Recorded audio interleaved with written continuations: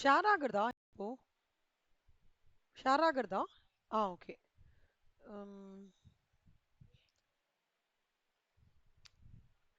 இந்த tax paid by employer on behalf of employee on non monetary பர்பஸ்லாம் சேலரியில் ஃபுல்லாக பார்க்க போகிறோம்.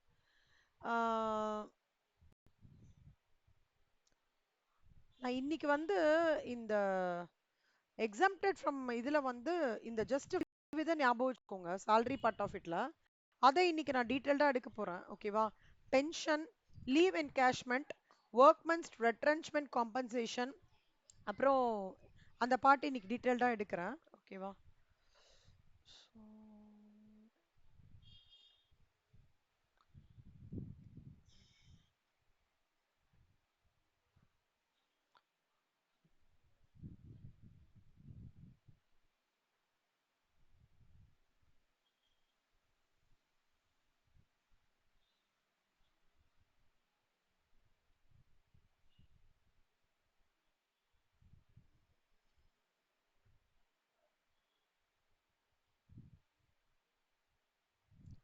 இந்த ஃபார்மேட் வந்து தரவு பண்ணிட்டு இருக்கீங்களா? எப்படி கண்ணா? எப்படி பிளேஸ் ஆயிருக்கீங்க ஃபார்மேட்ல? How are you all placed? Detailed வரைக்கும் 10 days டைம் கொடுத்துருந்தேன்ல, படிச்சிட்டு இருக்கீங்களா? Okay, good.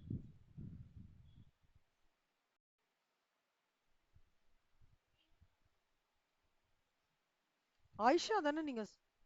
ஆயிஷா தானே பேசுறீங்க? குட்ரா.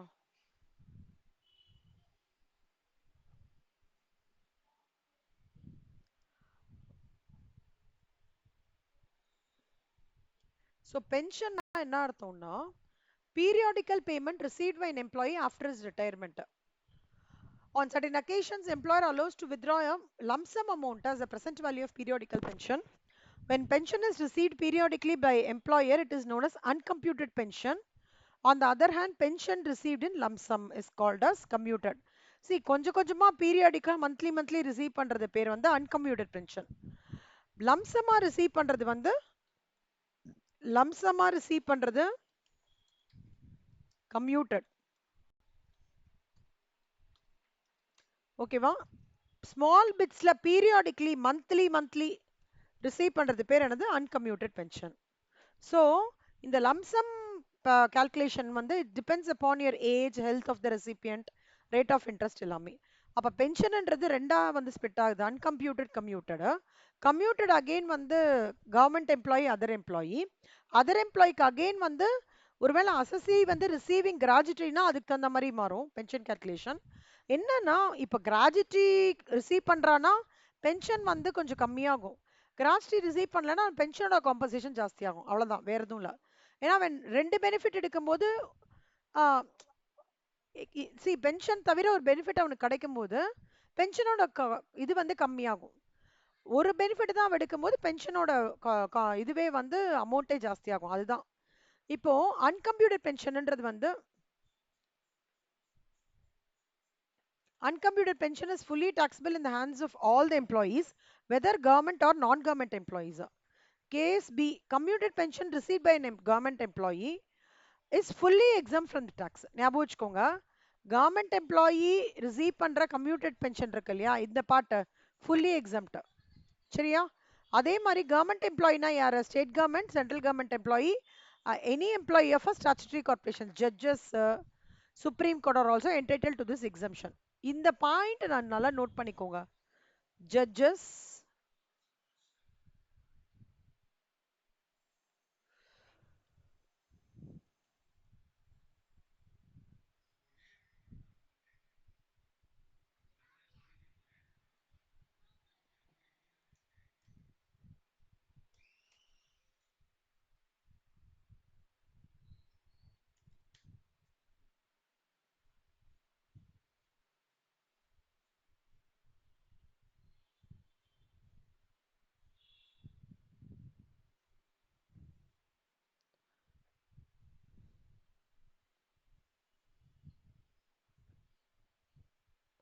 இது வந்து உங்களுக்கு எம்சிக்யூல கேட்பாங்க, இந்த பாட்டு ஞாபகம் வச்சுக்கோங்க.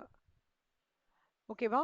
இப்ப கம்யூட்டட் பென்ஷன்ன்றது வந்து கிராஜுட்டியோட இருந்ததுன்னா 1/3 of total pension of commuted is exempt. இன்னொன்னு, இப்ப வந்து யாராவது பென்ஷன் ரிசீவ் பை விடோ ஏன் இப்படி போகுது?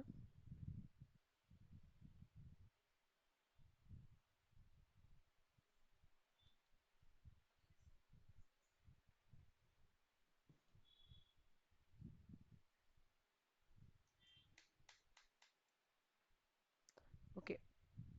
Pension receive by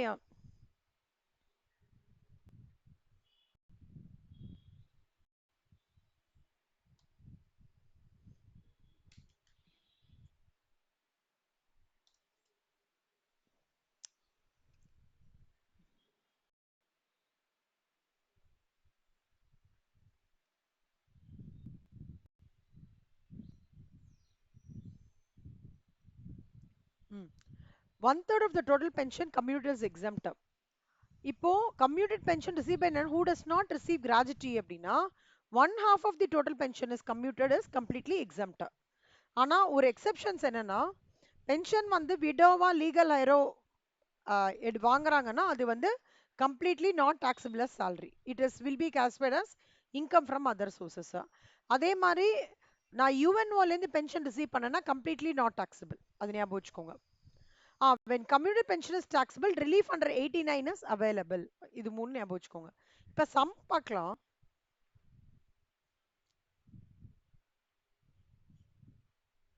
So type 1 problem. First step 1, any pension problem, step 1 என்ன பண்ணணும்னா government employee-யா private employee-யா? ஓகேவா?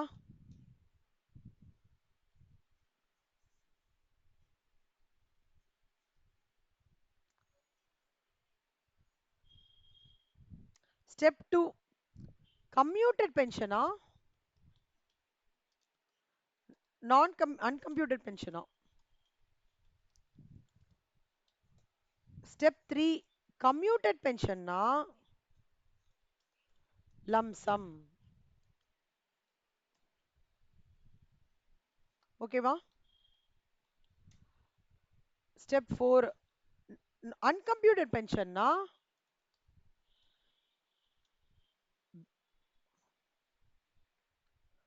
monthly payment. Step 5, write the provisions. அப்புறம் சம்முக்கு போகணும். புரிஞ்சுதா? இதுதான் ஒரு பென்ஷன் கால்குலேஷன் சம்முக்கு நீங்க இப்படி அப்ரோச் பண்ணீங்கன்னா ஈஸியா இருக்கும். Amit has retired from his job on 31/3/2024.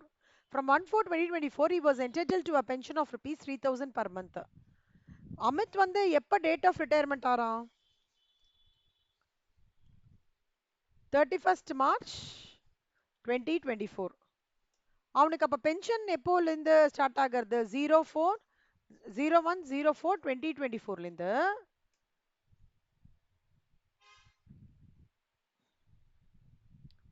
01/05/2024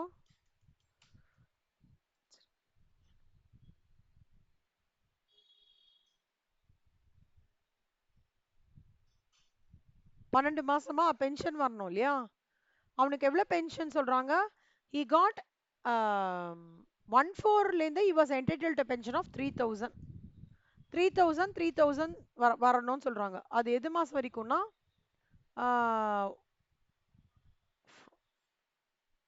ஆமா இது வரைக்கும் அவனுக்கு வந்து இந்த பென்ஷன் 1/8ல என்ன நடக்கிறதுனா அவனுக்கு கம்யூட்டட் பென்ஷன் வந்துருது. அண்ட் வந்து 1,20,000 ஆயிடுது. அப்பனா இது என்னது? Uncommuted pension.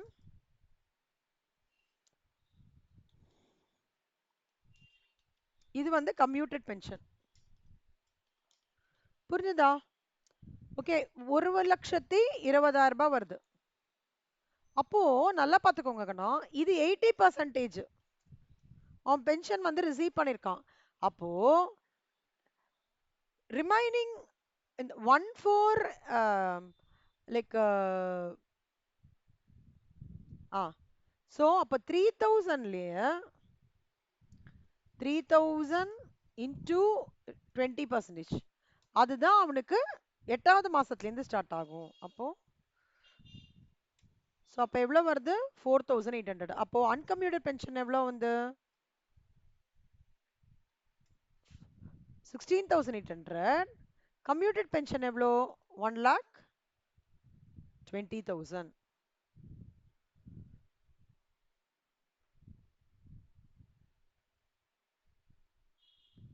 இப்போ நீங்க பாத்தீங்கன்னா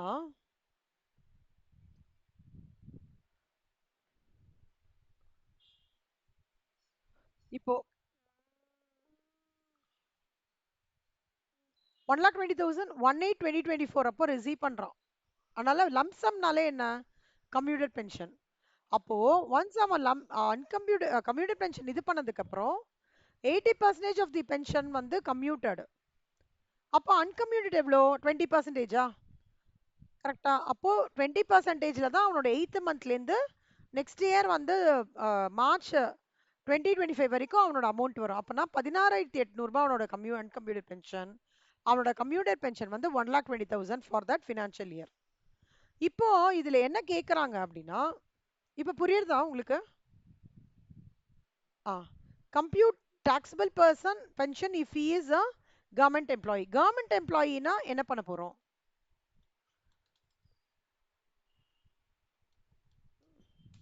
கவர்மெண்ட் எம்ப்ளாயிக்கு வந்து என்ன கிளாஸ் அப்படின்னா, சி அன்கம்ப்யூட்டட் பென்ஷன் வந்து ஃபுல்லி டாக்ஸபிள் கவர்மெண்ட் எம்ப்ளாயிக்கு.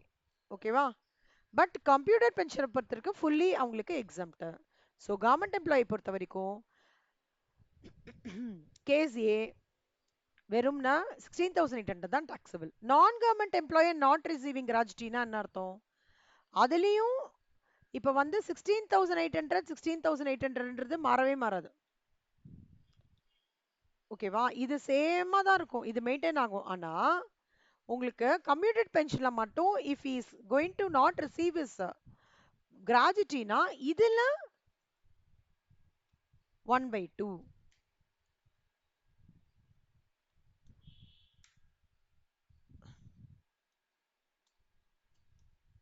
அப்போ எவ்வளோ? 60,000.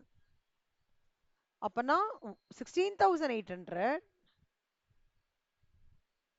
Sorry sorry sorry.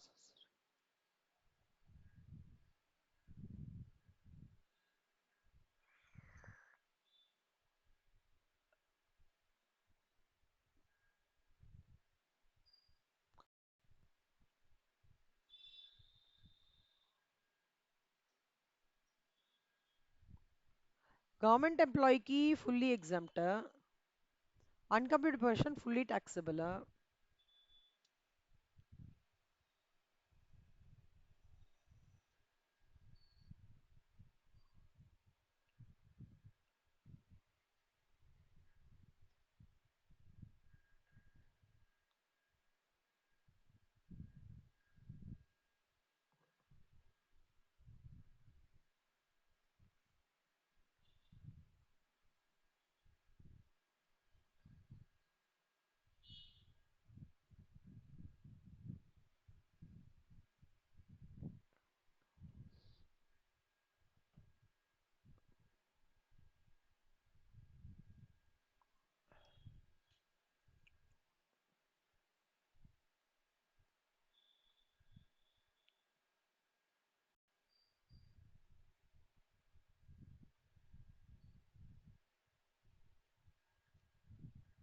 Government employee non government sorry non government employee not receiving gratuity. Sorry, நான் இது கவர்மெண்ட் எம்ப்ளாயின்னு பார்த்துட்டு இருக்கேன். நாட் ரிசீவிங் கிராஜுவிட்டி அப்பனா இவனோடது வந்து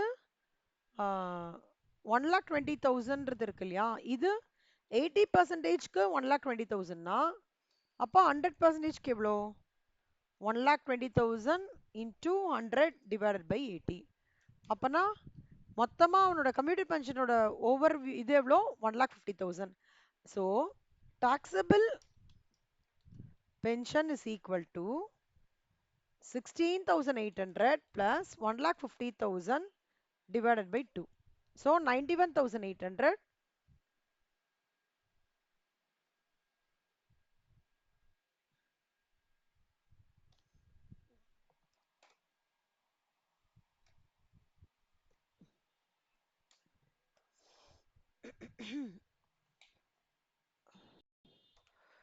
uh, 16,800, 1,50,000 divided by 2. So this plus this is equal to 91,800. இதுதான் வந்து non-government receiving. இதே non-government receiving gratuity-னா என்ன ஆகும்னா 1,50,000 divided by 3, which is 66,800. So நல்லா ஞாபகம் வச்சுக்கோங்க. Non-government receiving னா this will be 1/3 of your total commuted pension. இது வந்து 1/2 of total, that is 1/2 of total commuted pension. புரிஞ்சுதா? கிராஜுட்டியோட இன்க்ளூட் ஆயிருக்கு அப்படின்னா அவனுக்கு வந்து இங்க ஷேர் கம்மியாகிறது 50,000 தான். கிராஜுட்டி இல்லைன்ற போது அவனோட ஷேர் ஜாஸ்தி ஆயிடும் 75,000. ஓகேவா? இதுதான் வந்து illustration 7 with your pension, government employee, non-government employee and not receiving gratuity. A case, B case. C என்ன சொல்றான்னா non-government employee receiving gratuity but not covered by the payment of gratuity act. அந்த மாதிரி இப்ப calculation நம்ம பண்ணோம். இப்போ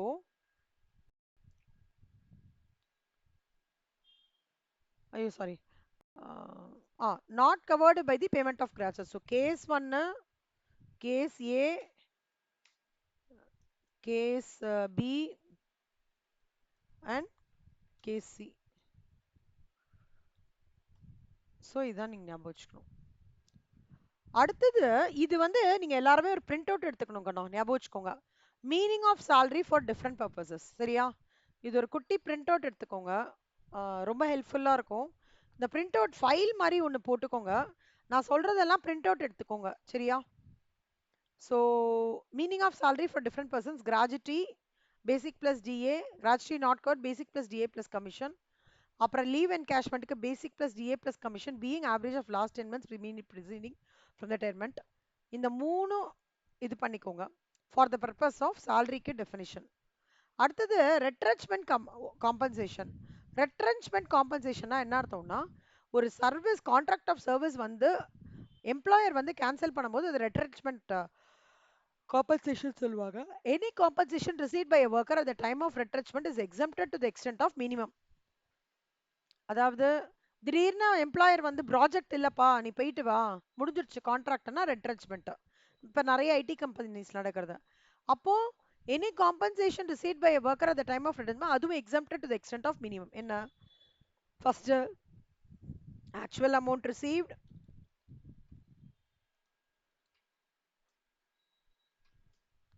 $5 lakhs. இன்னொன்று amount calculated as per the provisions of Indian Dispute Act 1947. இதுதான் வந்து that which is equivalent to 15 days average pay for every completed years of service.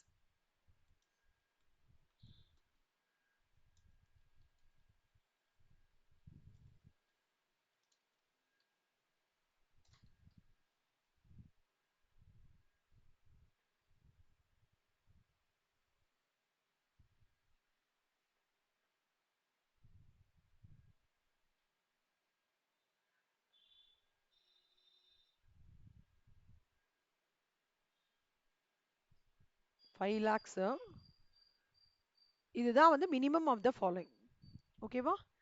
இப்போ அடுத்தது வந்து ரெட்ரென்ச்மெண்ட் காம்பன்சேஷன் வந்து இங்க கொடுத்துருக்காங்க. இதோட ஸ்கிரீன்ஷாட் இங்க போட்டிருக்கேன். ஒருவேளை அந்த காம்பன்சேஷன் வந்து paid under any schema completely exempt. இப்போ வந்து ஒரு சென்ட்ரல் கவர்மெண்ட்டே வந்து ஒரு ஸ்கீம்ல அந்த காம்பன்சேஷன் கொடுக்குறாங்கன்னா கம்ப்ளீட்லி இட் இஸ் எக்ஸப்ட்.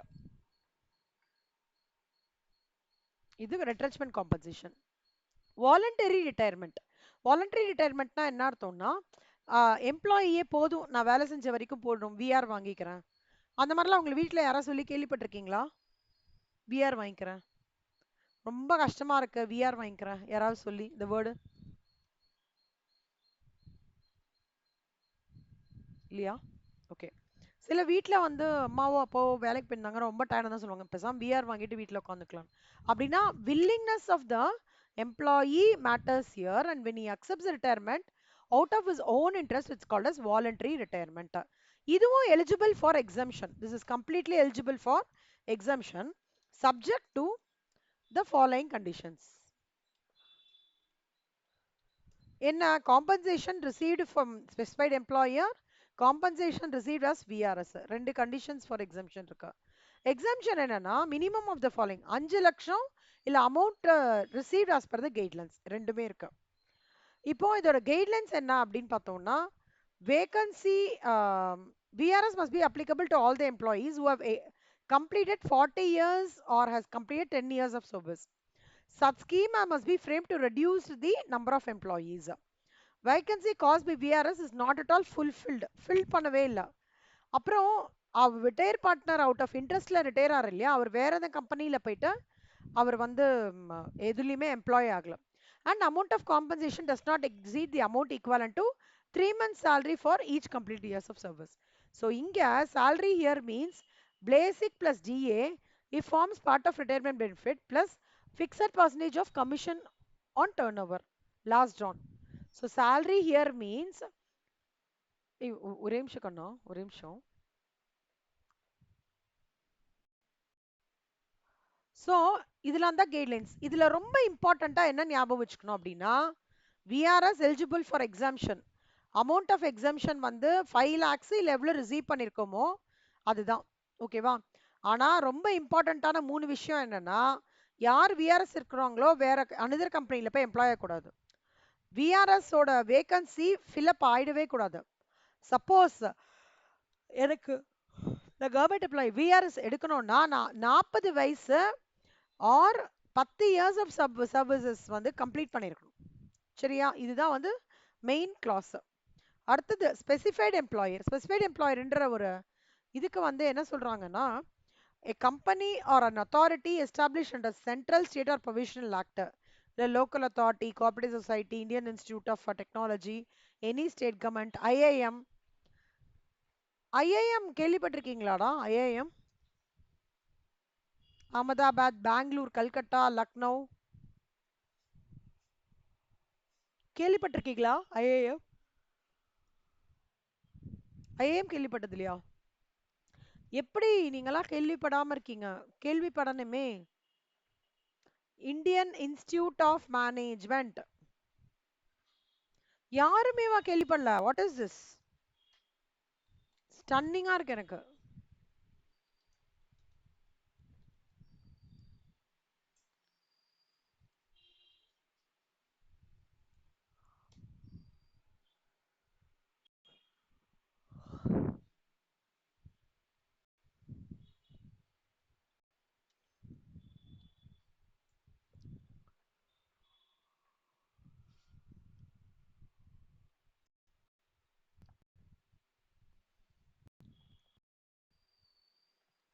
இவங்க வந்து high quality management education research and industry interaction. இவங்க வந்து ஐஏஎம்ல படிச்சுட்டு எம்பிஏ படிச்சுட்டு வெளிலன்னா செம்ம வேல்யூ இருக்கு ஓகேவா. அதான் ஐஏஎம் வந்து it's called as business schools.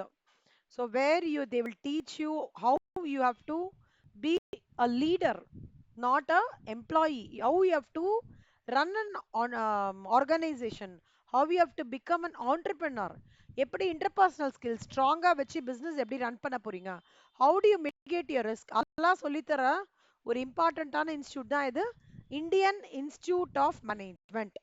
there are lots of institutes, management institutions in India. Okay, like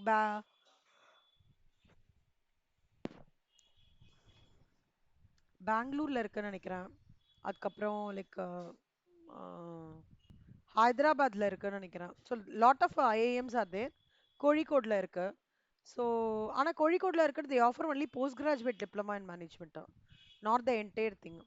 so இந்த ஐஏஎம் வந்து பேசிக்லி எப்படின்னா they are the centrally funded business schools of management who offer undergraduate, postgraduate. இப்போ நீங்கள் CMA inter முடிச்சுட்டு இல்லை ma'am I want to pursue my MBA அப்படின்னா CAT exam எழுதி you can also join here. ஓகேவா? So it's a global management institution. அதான் IIM Ahmedabad, Bangalore, Calcutta, Lucknow எல்லாமே. Indian institute of இவங்க எல்லாருமே ஒரு ஒரு கம்பெனி இவங்களோட பர்வியூவில் like or it's been established under their umbrella அப்படின்னா they are called a specified employers. ஓகேவா?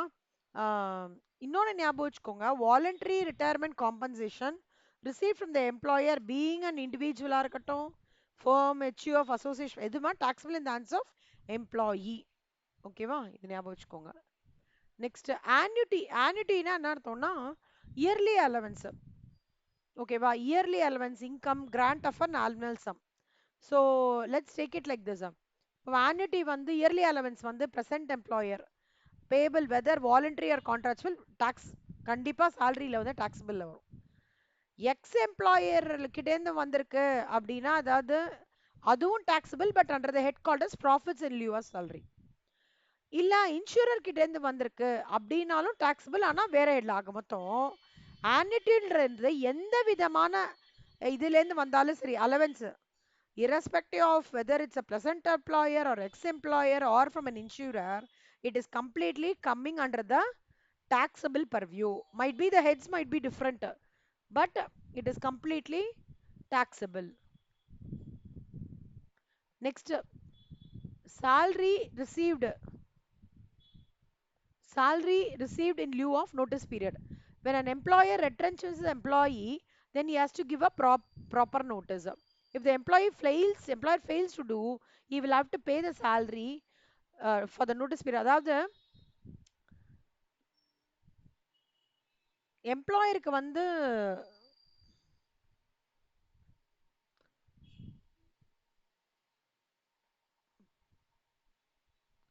ஒரு எம்ப்ளாயியை போகணும் அப்படின்னு நினைச்சாங்கன்னா அவனுக்கான காம்பன்சேஷன் அமுச்சிட்டு அவனை அமுச்சு விடணும். ஓகேவா? அது வந்து fully taxable. Profits in lieu of சேலரினா என்ன அர்த்தம்னா any compensation receive by assessee employer கிட்டேருந்து வாங்குறான் இல்லை ஃபார்மர் எம்ப்ளாயர் கிட்டேருந்து வாங்குறான் during the termination of his employment or modification of the terms and conditions of an employment. So any payment due or received by an assessee from his employer or former employer except the following: gratuity exempted, HRA exempted, commuted. இந்த மாதிரி இருக்குல்ல, due or received by necessity from his employer or former employer except the following, இது எல்லாமே completely பார்த்தீங்க அப்படின்னா இது gratuity exempted, HRA exempted, retrenchment compensation exempted, payment from an approved superannuation exempted, payment from SPF recognised இது எல்லாமே exempted. ஆக்சுவலாக இது நம்ம இன்கம் இது எல்லாமே எக்ஸம்டட். இதை தவிர எந்த பேமெண்ட் அவன் பண்ணுறானுமே அது டாக்ஸபிளில் வரும். ஓகேவா? கீமேன் இன்சூரன்ஸ் பாலிசி அண்டர்லைன் பண்ணிக்கோங்க கண்ணா. கீமேன் இன்சூரன்ஸ் பாலிசியில் எந்த சம்ம ரிசீட் பை த எம்ப்ளாயி அது வந்தாலுமே these are all completely taxable. ஓகேவா? ஜஸ்ட் ஒரே ஒரு நிமிஷம்.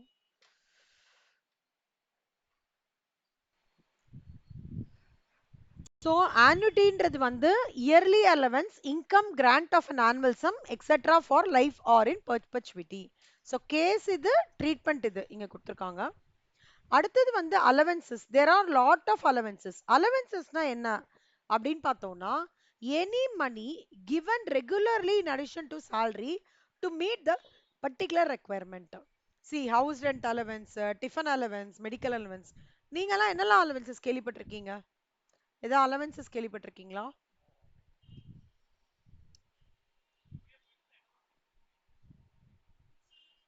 முன்னாடி ஏதாவது நிறைய அலவன்சஸ் இருக்கு. Entertainment allowance, HRA allowance, car allowance, helper allowance, uniform allowance, எல்லாத்துக்குமே அலவன்சஸ் கொடுத்துருக்காங்க. இதுல ஒரு ஒரு ஹெட்ஸ் ஆஃப் அலவன்ஸ்க்கும் ஒவ்வொரு மாதிரி ப்ரொவிஷனும். ஸோ கண்டிப்பாக அதை நம்ம அண்டர்ஸ்டாண்ட் பண்ணிக்கணும். இதில் ஓல்டு ரிஜீம் நியூ ரிஜீம் ரெண்டு இருக்கு. ஓல்டு ரிஜீம் நியூ ரிஜீமோட டாக்ஸபிலிட்டி எப்படின்னா ரொம்ப நியூ ரிஜீமில் தான் வந்து எக்ஸம்ஷனே இல்லை. ஓல்டு ரிஜீம்லையாவது கொஞ்சம் விச்சவரஸ் லெஸ் இருக்கு. நியூ ரிஜீமில் எக்ஸம்ஷன் கிடையாது. சம்மில் வந்து எப்படி கொடுப்பான்னா ஓல்டு ரிஜீமில் ஒர்க் பண்ணனா எப்படி வரும், நியூ ரிஜிம்ல ஒர்க் பண்ணா எப்படி வரும் அப்படின்னு சொல்லிட்டு சம்ல கொடுத்துருவாங்க. அதனால நீங்க வந்து ஜஸ்ட் ஓல்ட் ரிஜிம்ல எப்படி ட்ரீட்மெண்ட் பண்றாங்க, நியூ ரிஜிம்ல எப்படி ட்ரீட்மெண்ட் பண்றாங்க பாத்துட்டீங்கன்னா போதும். இது அலவன்சஸோட இன்ட்ரடக்ஷன். இதோட ட்ராக்ஸ் ட்ரீட்மெண்ட் எப்படின்னு பாத்துக்கோங்க. சிட்டி காம்பன்சேட்டரி அலவன்சஸ் வந்து அப்படின்னா என்னன்னா, any allowance to meet your personal expenses. ஓகேவா? அந்த மாதிரி பர்சனல் எக்ஸ்பென்சஸ் இது பண்றேன்னா fully taxable. Tiffin allowances to meet the expenditure on tiffin ரெஃப்ரெஷ்மெண்ட்னா ஃபுல்லி டாக்ஸபிள்.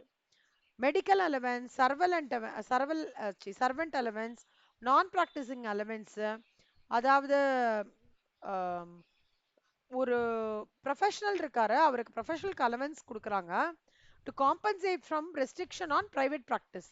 பிரைவேட் ப்ராக்டிஸ் பண்ணாம இருக்கிறதுக்கு ஒரு காம்பன்சேஷன், அதான் நான் practising allowance. Warden allowance, deputation allowance, entertainment allowance, இதெல்லாம் இருக்கு.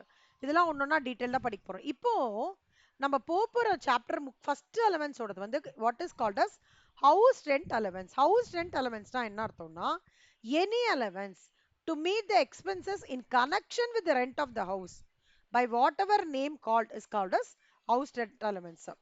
எப்படி இந்த ஹவுஸ் ரெண்ட் அலவன்ஸ் வந்து அதாவது என்னோட ரெண்ட் ஆஃப் தி ஹவுஸ், நான் ரெண்ட் எடுத்திருக்கேன் ஒரு இடத்துல. இப்போ லெட்ஸ் சே வந்து நான் குர்கான் போறேன், ரெண்ட் எடுத்திருக்கேன் அப்படின்னா, நான் ரெண்ட் எடுக்கிறதுல எனக்கு 40,000 ரூபாய் ஆகுதுன்னா, ஆஃபீஸ் கிட்ட அந்த பில்லு காமிச்சேன்னா சில ரூல்ஸ் அண்ட் ரெகுலேஷன்ஸ் கோத்ரூ பண்ணி, ஓகே நான் எங்க எண்ட்லேருந்து இந்த ரெண்ட் காம்பன்சேட் பண்ற மாதிரி கொஞ்சம் அமௌண்ட் கொடுக்குறேன் அப்படின்னு அவங்க வந்து சொல்லுவாங்க. அப்போ sorry, minimum of the following பண்ணோம்னாக்கா அது எக்ஸம்ப்டட் ஃப்ரம் டாக்ஸ்ன்னு சொல்லுவாங்க. அப்பனா இந்த டாக்ஸ் ட்ரீட்மெண்ட் இப்போ நம்ம பார்க்க போறது வந்து it is available only for the old regime. என்ன டாக்ஸ் ட்ரீட்மெண்ட் அப்படின்னா, actual HRA receive amount equivalent to 50% of salary where house is situated in metro city. Metro சிட்டிஸ்னா என்னலாம், எதெல்லாம் மெட்ரோ சிட்டி?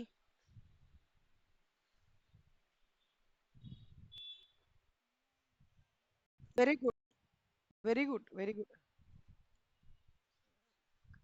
கரெக்ட். பெரிய பெரிய சிட்டிஸ்லாம் இருக்கு இல்லையா, அது வந்து மெட்ரோ சிட்டி. சென்னை, அதுக்கப்புறம்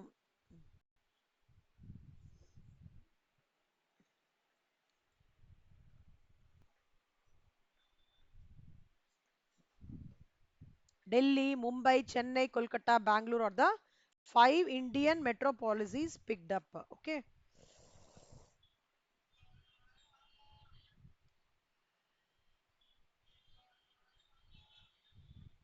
ஓகேவா? இது தவிர இருக்கிற சிட்டிஸ் பேர் என்ன சொல்லுவாங்கன்னா நான் மெட்ரோ. ஒருவேளை மெட்ரோல நான் வீடு இருந்தேன்னா, அப்போ என்னோட இந்த லிமிட் எப்படி வரும்னா 50% ஆஃப் salary. இல்ல நான் நான் மெட்ரோல இருந்தேன், குர்கோன்ல இருக்கேன், பாட்னால இருக்கேன், போபால்ல இருக்கேன், இண்டோர்ல இருக்கேன், ஓகேவா, வந்து அது பேர் என்ன, ஜம்ஷத்பூர்ல இருக்கேன், இந்த மாதிரி ஏரியாஸ்ல இருக்கேன்னா 50% ஆஃப் salary தான் ரிலேட்டிவ் பீரியடுக்கு டாக்ஸ் ட்ரீட்மெண்ட்டுக்கு ஒன் ஆஃப் த கிளாஸ் எடுத்துக்கிறாங்க. எக்ஸஸ் ஆஃப் ரெண்ட் பேர் ஓட 10% ஆஃப் salary. சரி, எல்லா ப்ரொவிஷன்லயும் 10% ஆஃப் salary, 5% ஆஃப் salary வரும்போது ஃபார் ஹெச்ஆர்ஏ salary-னா என்ன அப்படின்னு பார்த்தோம்னா, basic plus DA forming part of retirement benefit plus commission on turnover. இதான் அதோட rule. Salary shall be determined the basis on due basis for the period for which employee occupies rented accommodation in the previous year and gets HRA. Exemption வந்து suppose நான் என்னோட own ஹவுஸ்லேயே இருக்கேன், ஒரு இடத்துக்கு போறேன், own ஹவுஸ்லேயே இருக்கேன்னா அப்பெல்லாம் நான் எக்ஸம்ஷன் வந்து கிளைம் பண்ண முடியாது. அப்போ வந்து இன்கம் ஃப்ரம் ஹவுஸ் ப்ராப்பர்ட்டில அந்த ட்ரீட்மெண்ட் வந்துடும். ஓகேவா? So place of employment is not significant, but place where the house is situated is very very important. So இது வந்து ஹெச்ஆர்ஏ ஓடது. ஓகே, இப்போ இந்த ஹெச்ஆர்ஏ ரிலேட்டடா சம் பார்க்க போறோம். Ayesha, some படிங்களே Kanna.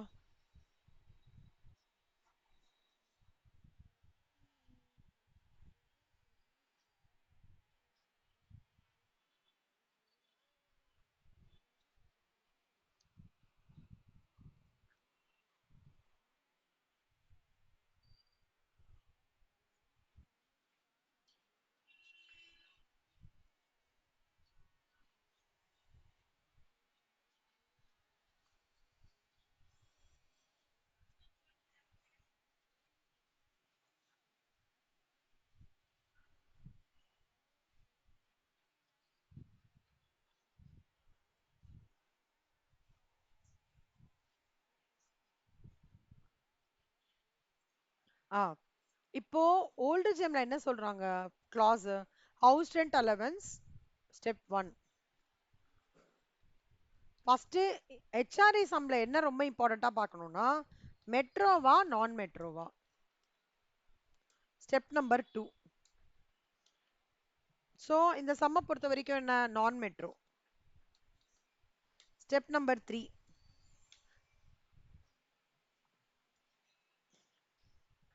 Right the provision. So provision என்ன? Actual amount received first one,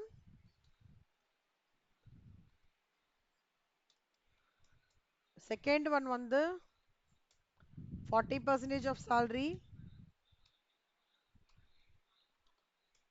third one வந்து rent paid minus 10% of salary. So actual amount received எவ்வளோ இந்த சம்ல? ஹெச்ஆர்ஏவா 1,16,000 கரெக்டா? ஸோ ஹெச்ஆர்ஏ receipt வந்து received வந்து 1,16,000. இது வந்து less minimum of the following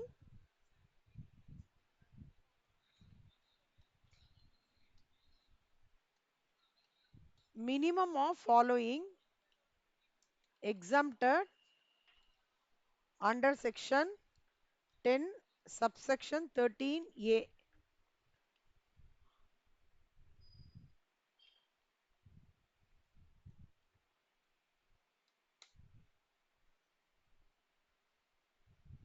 Minimum of the following என்ன 1,16,000, 40% of salary. ஸோ சாலரின்றது நோட் 1. எப்படி salary கண்டுபிடிப்போம்? ஸோ சாலரின்றது வந்து ஃபர்ஸ்ட் பேசிக் எவ்வளோ 11,48,000. அப்புறம் அவனுக்கு வந்து டியர்னு சொல்ல farming part of salary 114.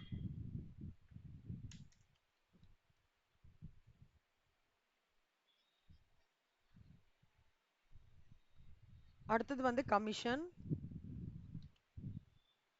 So commission is 10,86,000ல ஏன்னா sale made during the year சேல்ஸ்ல தானே கமிஷன் பண்ணுவோம் இன்டூ 0.0. ஸோ 7%னா இவ்வளோ வரும். ஸோ இப்போ டோட்டலாக வந்து என்னோட salary for the definition of இது எவ்வளோ? அப்போ 40% இன்டூ 13,38,820. அப்பனா 13,38,820 இன்டூ 40% போட்டேன்னா 53,5528 வருது. ஓகே. மூணாவது கிளாஸ் என்னன்னா ரெண்ட் பெய்டு மைனஸ் 133,882. எவ்வளோ ரெண்ட் பே பண்றான் அவன்? 215,800. ஸோ ரெண்ட் பெய்டு வந்து 215,800. 10% ஆஃப் salary எவ்வளோ? 133,882. ஸோ அதுலேருந்து இதை மைனஸ் பண்ணோம்னா 81,918. அப்போ இதுல லீஸ்ட் எவ்வளோ? 81,918. அப்போ இதுதான்.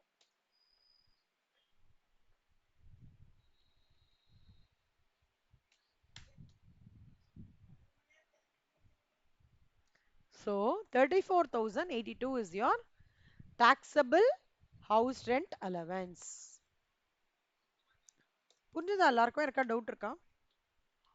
போட்டு பாருங்க. டவுட் இருந்தா சொல்லுங்க. ஓகே கண்ணா, தேங்க்ஸ் கண்ணா. ஸோ இதுதான் ஓகேவா? ஸோ இன்னைக்கு என்னெல்லாம் பார்த்தோம்னா இது பிரிண்ட் அவுட் கண்டிப்பா அடுத்த கிளாஸ்ல எடுத்துருங்க, மறந்துடாதீங்க. ஸோ இன்னைக்கு வி சா பென்ஷன் ப்ரொவிஷன்ஸ் இந்த சம் ஃபுல்லாக பார்த்தோம். அப்புறம் இது மீனிங் ஆஃப் salary இதை நீங்கள் பிரிண்ட் அவுட் எடுக்கணும். ரிட்டன்ச்மெண்ட் காம்பன்சேஷன் பார்த்தோம். Actual amount are 5 lakhs. அடுத்தது வந்து வாலண்டரி ரிட்டர்மெண்ட்டோட கைட்லைன்ஸ் பார்த்தோம். ஸ்பெசிஃபைட் எம்ப்ளாயர்னா என்னன்னு பார்த்தோம். ஆனிட்டியோட full story line, profits in lieu of சேலரியோடது பார்த்தோம். அப்புறம் allowances, there are certain allowances which are exempt which are fully taxable. அப்புறம் இப்போ டாக்ஸ் ட்ரீட்மெண்ட் ஆஃப் ஹெச்ஆர்ஏ பார்த்துருக்கோம், அதோட சம் பார்த்துருக்கோம். ஓகே. இல்லஸ்ட்ரேஷன் 9 வந்து ஹோம்ஒர்க் அண்ணா. இல்லஸ்ட்ரேஷன் 9 வந்து ஹோம்ஒர்க். ஓகேவா? அவ்வளோதான். சூப்பர். ஏதாவது டவுட் இருந்தா கேளுங்க, சரியா? நான் சொல்லித் தரேன். பார்க்கலாம். எல்லாரையும் 8 o'clock பார்க்கலாம். பில்ஸ் ரிசீவபிளோட எல்லா ஹோம்ஒர்க்கையும் முடிச்சுட்டு வந்துருங்க இன்னைக்கு. சரியா? ஓகே. ம். Bye bye. Thank you. Thank you Ayesha. Ashni thank you. Akshaya thank you. Shreya thank you. Vashitha thank you. Vijayalakshmi thank you கண்ணா. Thank you so much.